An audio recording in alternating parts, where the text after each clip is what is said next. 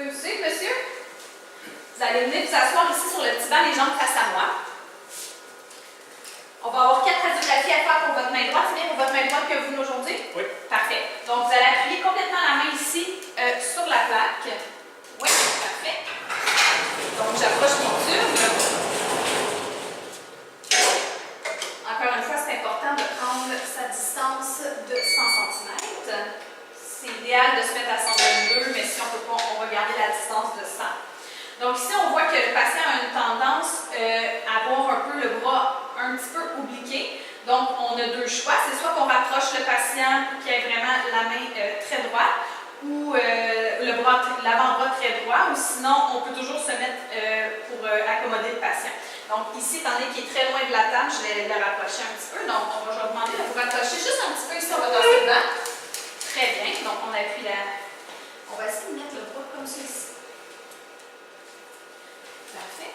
Je vais utiliser un petit coussin ici à 45 pour soulever un petit peu son coude légèrement parce qu'il y a vraiment une bonne tendance à avoir une flexion au niveau de son poignet.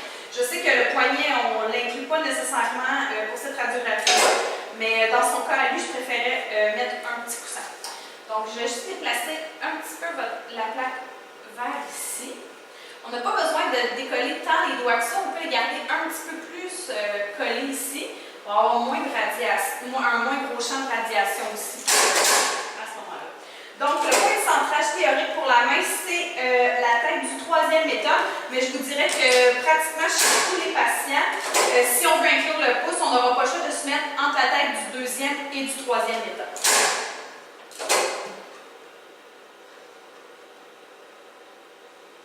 Donc, ici, on voit que mon champ de radiation n'est pas tout à fait droit.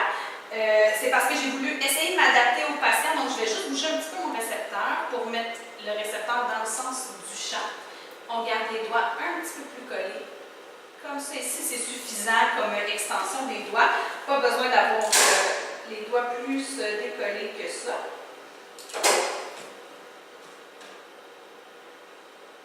On inclut aussi une partie, en fait, on inclut le poignet quand même, je dirais jusqu'aux apophyses styloïdes à peu près du cubitus et du radius.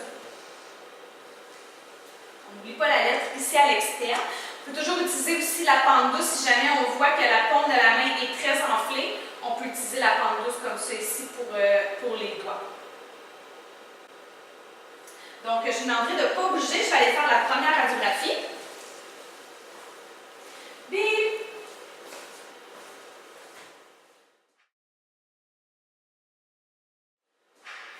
Parfait, donc la première radiographie est complétée. Vous pouvez soulever votre main, on va changer ici de récepteur.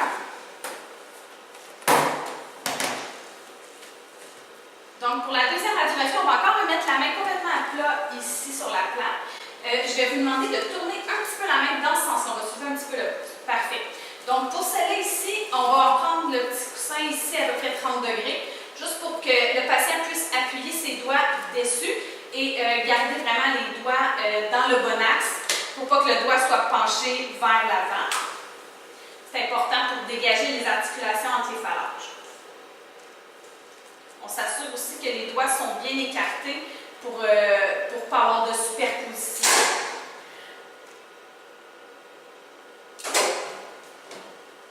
Donc ici, pour celle-là, ça va être important quand même de garder le bras du patient assez longiligne.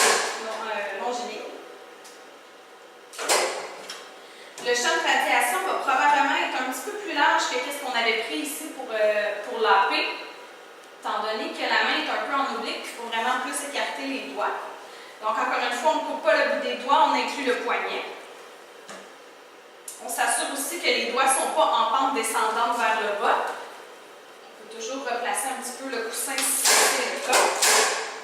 Vous pouvez approcher un petit peu votre petit doigt ici, le pouce comme ça ici.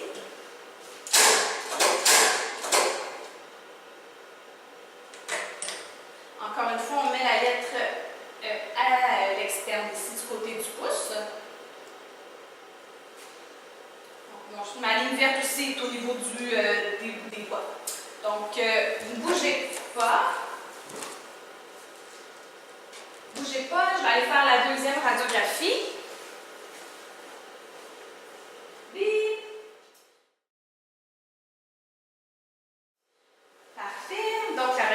radiographie est complétée. On va en avoir deux autres à faire. Donc, pour la troisième radiographie, je vais vous demander de mettre votre main complètement sur le côté, comme ça ici. Parfait. On s'assure aussi que pour celle-là, le pouce est vraiment ennappé et que vraiment la main soit vraiment en profil. Le reste de la main en profil et le pouce ennappé, comme ça ici.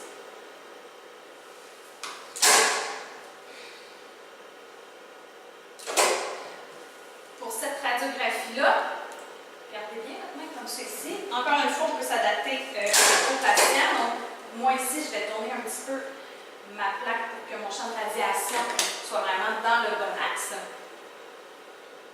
Placez vraiment votre pouce comme ça ici.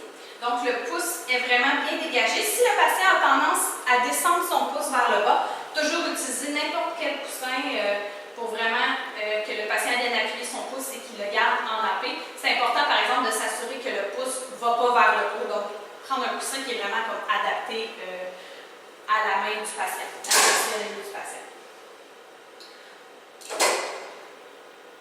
Donc, pour celle-là, le point de centrage théorique, c'est la tête du deuxième méta, mais je vous dirais que dans le 3/4 des cas, vous allez être centré entre la tête du deuxième méta et le pouce. Si vous voulez inclure le pouce, on n'a pas vraiment d'autre choix. Donc, on essaie vraiment de garder le champ de radiation au centre de la plaque. Pour celle-là ici, on a deux choix. C'est soit qu'on utilise la pente douce pour venir filtrer le pouce, ou sinon, on peut toujours utiliser le prisme au collimateur pour vraiment venir filtrer la partie du pouce ici.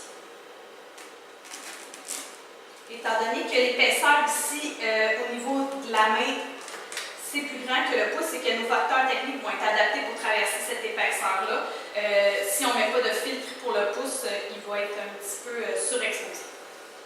Donc, gardez bien ici, on déplie le pouce. Parfait. On garde bien ici la main en profil. Super. On n'oublie pas de mettre la lettre du côté externe, toujours.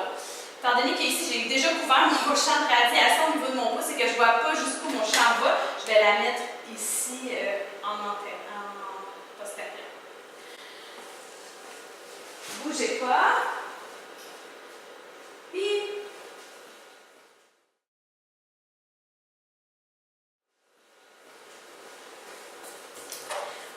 donc, la radiographie est complétée. J'avais oublié mon récepteur dans la salle, chose à ne pas faire pour éviter les reprises. Et pour la dernière radiographie, on va faire comme on vient juste de faire. On va encore mettre la main de côté. Par contre, cette fois-ci, je veux qu'on dégage les doigts les uns des autres. Le pouce. Gardez le pouce déplié.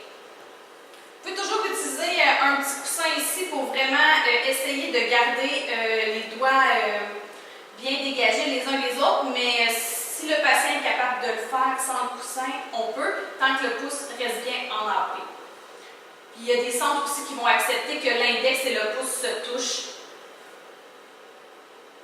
Des fois, c'est plus facile aussi pour les patients. Advenant le cas que le patient ne puisse pas tenir la position comme ça, on peut toujours utiliser un coussin comme celui-ci, où on pourrait venir appuyer dans le fond les doigts sur les marches du coussin pour aider le patient à vraiment bien dégager ses doigts. Il faut aussi s'assurer dans le fond que les doigts restent bien parallèles avec la plaque.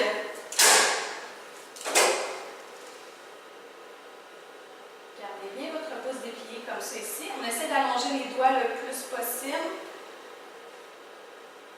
Ce n'est pas une position qui est évidente pour les patients, donc c'est sûr qu'idéalement, on essaie de se dépêcher aussi pour avoir une meilleure radiographie. On va garder le poignet déplié, s'il vous plaît.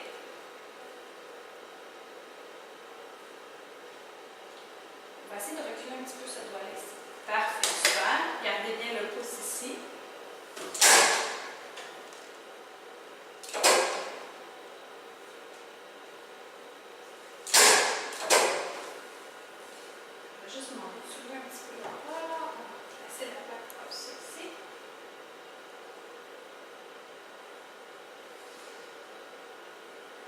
Encore une fois, c'est important de s'assurer que le poignet du patient est vraiment en profil et que sa main aussi, que toutes les méthodes en font soient vraiment bien en profil. On met la lettre ici à l'externe et encore une fois, étant donné qu'on met des facteurs techniques pour traverser ici au niveau des méthodes, les doigts ici risquent d'être surexposés. Donc, on peut toujours mettre le prisme au collimateur ici pour vraiment venir filtrer la radiation au niveau des doigts. Parfait. Ne bougez pas, je vais faire la dernière radiographie. Oui. C'est bon, vous pouvez relâcher la position. Donnez-moi juste 2 petites minutes, je vais aller vérifier que la dernière radiographie qu'on a faite est adéquate. Parfait, donc les 4 images qu'on vient de faire sont adéquates. Moi, je vais envoyer une photo au radiologiste, puis lui va contacter votre médecin pour lui donner les résultats des radiographies. Vous devriez avoir des nouvelles d'ici 2 à 3 semaines. C'est bon? Oui. Juste me suivre, je vais vous accompagner à la sortie. Merci, bonne fin de journée.